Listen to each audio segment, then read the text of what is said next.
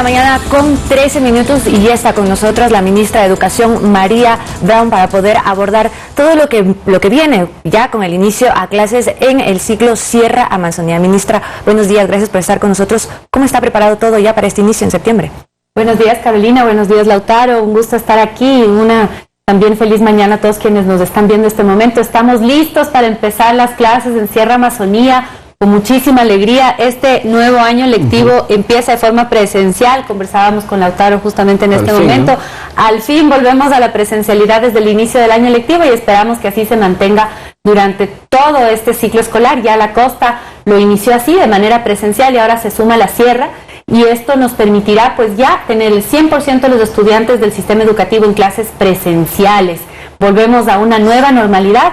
Y el día de mañana iniciamos con los estudiantes de bachillerato, educación inicial y preparatoria, que son los estudiantes de primero de básica, y el día viernes inician los estudiantes desde segundo hasta décimo de básica, es decir, los demás estudiantes completando el 100% de los grados y cursos del régimen Sierra Amazonía. Esto, que el 100% de presencialidad implica también que está también lista la infraestructura, porque habían proyectos pendientes de educación. ¿Cómo está esto?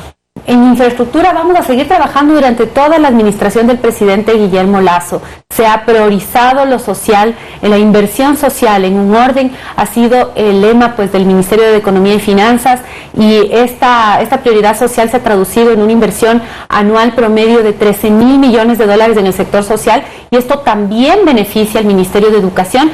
Este año, solamente hasta el momento, hemos invertido más de 150 millones de dólares en infraestructura, y esperamos culminar la administración del presidente con cerca de 700 millones de dólares en inversión en infraestructura. Son inversiones que se van dando de manera progresiva. Por ahora ya hemos intervenido integralmente casi 1.000 instituciones educativas y hemos intervenido parcialmente ya más del 42% de los establecimientos educativos a nivel nacional, pero tenemos que seguir trabajando para que todas las escuelas y colegios fiscales, más de 12.300, Carolina, reciban un mantenimiento y que estén en unas condiciones óptimas. Ahora podemos volver en la presencialidad, pero siempre hay todavía cosas que podemos seguir mejorando en términos de infraestructura. Pero sí está garantizado que habrá el espacio y la infraestructura para los cerca de 1.8 millones de estudiantes que van a empezar clases en este periodo. Así es, está listo para recibir el sistema educativo de estos estudiantes. Tenemos muy pocos casos de infraestructura que va a iniciar con un plan de contingencia, que son lugares en donde se están dando obras grandes, en donde los estudiantes tienen que estar. En todas las provincias tenemos algunas obras en donde se está interviniendo con plazos de 120, 90 días. La mayoría de ellas culminan hasta el mes de octubre, por lo tanto hay algunos que van a tener modalidad híbrida, pero son pocos. Estamos hablando de pocos establecimientos educativos a nivel nacional solamente, y en el régimen Sierra Amazonía inclusive menos. Ustedes recordarán que en el régimen Costa habíamos iniciado con más de 150 instituciones educativas que tenían este plan de contingencia, pues eso se ha reducido significativamente. Ya hemos ido entregando obras y ahora son ya menos de la mitad los que están en modalidad semipresencial, mientras culminamos todas estas intervenciones que eran intervenciones mayores que requerían de una atención mayor, de una inversión mayor. Como les digo, esto ha sido un esfuerzo muy importante por parte del gobierno del encuentro para que podamos tener la infraestructura como los estudiantes se merecen. Todavía hay lugares en donde tenemos que intervenir, y eso siempre les pedimos a la ciudadanía comprensión. Nos encantaría poder intervenir las 12.300 infraestructuras de manera integral en un solo año, pero esto logística y financieramente no es posible. Ahora, ministra, volviendo a hablar de este tema del inicio de clases, se habló mucho sobre el control que tenía que hacerse en la lista de útiles escolares que estaban con precios que se elevaban, había muchas denuncias. ¿Cómo ha sido este proceso? Ustedes entiendo que han hecho operativos. ¿Qué resultados se tiene? ¿Efectivamente se encontró que se estaba vendiendo con mucho más el costo de estos útiles?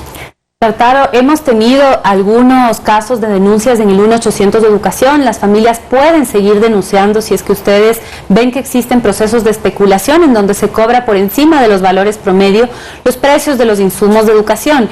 Con las intendencias del Ministerio de Gobierno hemos estado haciendo revisiones y visitas de establecimientos de venta de útiles escolares para verificar que no exista este tipo de procesos especulativos, pero también hemos visto, y lo que más se ha denunciado, la mayoría de las denuncias en este sentido han tenido que ver con listas de útiles que no son la lista oficial que circulan. Es decir, hay instituciones educativas o personas que empiezan a circular listas como obligatorias, mucho más extensas y más costosas que la lista oficial publicada por el Ministerio de Educación. ¿Y qué acciones se toman en esos casos? Administrativamente, ¿qué puede hacer el Ministerio de Educación?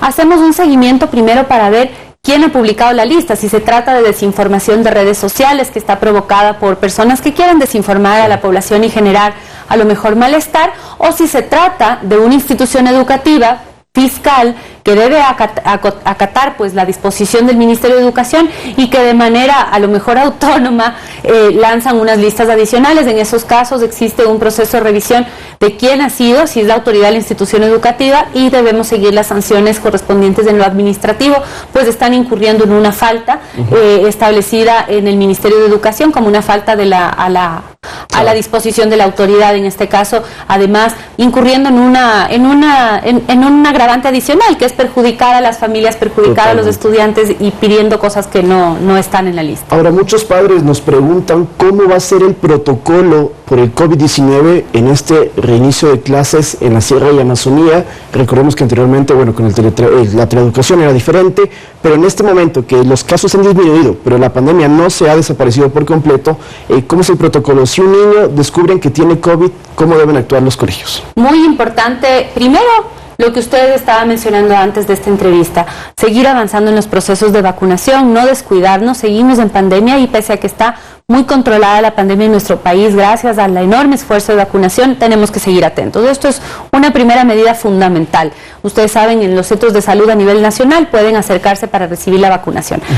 Ahora, si es que un estudiante, un docente o cualquier persona de la institución educativa tiene un caso de COVID confirmado, debe aislarse, al igual que en el trabajo, durante 5 días y después de esos 5 días puede retornar al aula, pero utilizando la mascarilla de manera obligatoria, tanto en espacios abiertos como espacios cerrados por 5 días adicionales. Las personas que estuvieron en contacto con una persona con COVID deben mantener el uso obligatorio de la mascarilla, pueden asistir a la institución educativa, pero deben mantener el uso de la mascarilla de forma obligatoria por al menos 4 días para ver si es que presentan o no síntomas y hacerse las pruebas para descartar. El protocolo sigue vigente, es el mismo que ha funcionado en Costa y por lo tanto sabemos que este protocolo es suficiente y ha funcionado muy bien para que no existan brotes o contagios o dificultades con el COVID que hayan llevado, por ejemplo, a un incremento de la hospitalización de niños o jóvenes en edad escolar. ¿Y se ha considerado también un protocolo similar para el caso de viruela del mono? Hay un protocolo ya publicado para los casos de viruela del mono. Es una enfermedad muy distinta. Hasta el momento no hemos tenido casos confirmados en estudiantes. Sin embargo, el protocolo está vigente. Esta no es una enfermedad de contagio tan fácil como el COVID. Es más difícil el contagio, requiere de un mayor contacto, de un contacto físico muy cercano y por lo tanto también los protocolos son diferentes. La principal recomendación, no solamente para la viruela del mono, sino para cualquier enfermedad. Si sus hijos están con síntomas de una enfermedad que puede ser contagiosa, es decir, no es una alergia, no es una reacción, sino que es una enfermedad que puede ser contagiosa, no acudir al establecimiento educativo o acudir usando la mascarilla. El uso de las mascarillas es recomendado, sobre todo en espacios cerrados, el lavado permanente de manos, es decir, estos protocolos y medidas a los cuales ya estamos acostumbrados. Y en la institución educativa los protocolos también plantean que si existe cualquier sospecha de casos de viruela del mono sean reportados al distrito de salud más cercano, se hace una verificación y descarte. Hemos tenido casos de alertas de posibles casos de viruela del mono, así hemos procedido, se ha descartado, en estos casos se ha tratado de una enfermedad que se llama manos, pies y boca, que tiene también unas llaguitas, sobre todo en los más chiquititos en las manos, pero no ha sido el caso de viruela del mono, por lo tanto, estos protocolos hemos visto que también están funcionando muy bien. Pero sí, entonces que la mascarilla se suma al uniforme escolar que tienen que utilizar hoy por hoy todos los niños, ¿no? Bueno, realmente creo que la mascarilla se suma a nuestras vidas, en todos los entornos tenemos que ser cuidadosos y sobre todo cuando vamos a estar en espacios muy cerrados, en el trabajo, en la familia, para estar protegidos mientras todavía esta pandemia continúa. Ahora, ministra, hablando de otro tema que también genera muchísima expectativa sobre todo entre los maestros, se prevé que ya está la equiparación salarial tendrá que aplicarse desde el mes de octubre. ¿Están ya asignados estos recursos y al finalmente cuánto mismo es que tendrán que gastar en esto, no? Bueno, sí, estamos ya en la cuenta regresiva. A los últimos días del mes de octubre se vence el plazo de los 90 días que luego de publicada la reforma a la ley en el registro oficial, deben transcurrir para que ya entre en vigor esta nueva remuneración que recibirán los maestros, los docentes. Recordemos que este es un incremento salarial que equivale a un incremento en 2 escalas equivalentes a los salarios del sector público. El docente de categoría G que ingresaba al magisterio con nombramiento definitivo pasa de recibir un salario equivalente a un servidor público 1 a el equivalente a un servidor público 3. Con el Ministerio de Economía y Finanzas, la Secretaría Jurídica de la Presidencia, el Ministerio de Gobierno, hemos trabajado en más de 40 mesas de trabajo con los gremios de docentes para hacer el reglamento de la ley en su integralidad, incluyendo una discusión importante sobre el escalafón, y ya están pues previstos estos recursos para cumplir con esto en el año. Va cambiando un poco el cálculo mensualmente porque se jubilan algunos docentes, ingresan otros, pero está más o menos entre 380 millones de dólares anuales. ¿Eso está garantizado? Sí, esto es más o menos el incremento que se calcula. Como les digo, esto puede variar por cambio por ejemplo, la categoría de los docentes nuevos que ingresan, jubilaciones, el número de docentes que están en el magisterio no es estático y por lo tanto puede variar un poquito. ¿Y el bono para los docentes que tuvieron que teletrabajar en la pandemia, que lo anunció el presidente Lasso hace ya unos 3 meses, ya se desembolsó este bono? Sí, este bono se trataba, Lautaro, de cumplir con la entrega del bono a los docentes de instituciones educativas fiscomisionales que son contratados por el Ministerio de Educación, que no habían recibido el bono cuando el resto de docentes contratados por el Ministerio de Educación, ya sea con nombramiento definitivo, provisional o contrato, sí. Y por lo tanto era un acto de justicia que todos los docentes que están en las mismas condiciones laborales, en este caso laborando en instituciones fiscomisionales, también puedan ser beneficiados y que reciban esta misma remuneración. Eso fue acatado inmediatamente, el presidente de la República firmó el decreto ejecutivo y al final de ese mismo mes ya fue pagada esta Ahora, ministra, por no dar tiempo, mi última pregunta, mis 2 últimas preguntas. Mesas de diálogo, sé que están ya preparándose para conversar con las organizaciones sociales. Respuesta corta y le mando la última que es muy importante que me está pidiendo la ciudadanía. Pero primero eso, ¿cómo están con eso, ministra? Sí, estamos el día de hoy iniciando la mesa de derechos colectivos. El tema principal de esta mesa es de educación, así que el día de hoy estaremos en las instalaciones de la Conferencia Episcopal en este proceso de diálogo. Ahora sí, ministra, este viernes es el test Transformar, que si bien es para la educación superior y es otra cartera de Estado, nos han dicho algunos padres que no se les reflejaba el título de bachiller en la CENESID para poder presentarse y poder obtener un cupo, y lo que decía la CENESID es que eso correspondía al Ministerio de Educación. ¿Qué ha pasado, ministra? ¿Por qué no se registraban los títulos y esto ya fue solventado?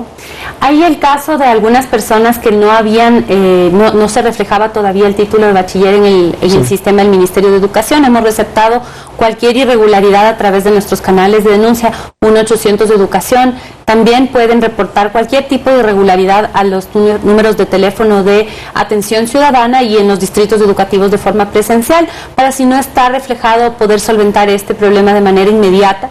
Es un sistema automatizado de consulta, es uno de los trámites que tenemos. ¿Solventado? Sí, la gran mayoría de casos ya están solventados. Hay casos en donde también se trata de registro de títulos obtenidos en el exterior que no habían sido registrados debidamente, y este tipo de problemas que pueden ser muy puntuales.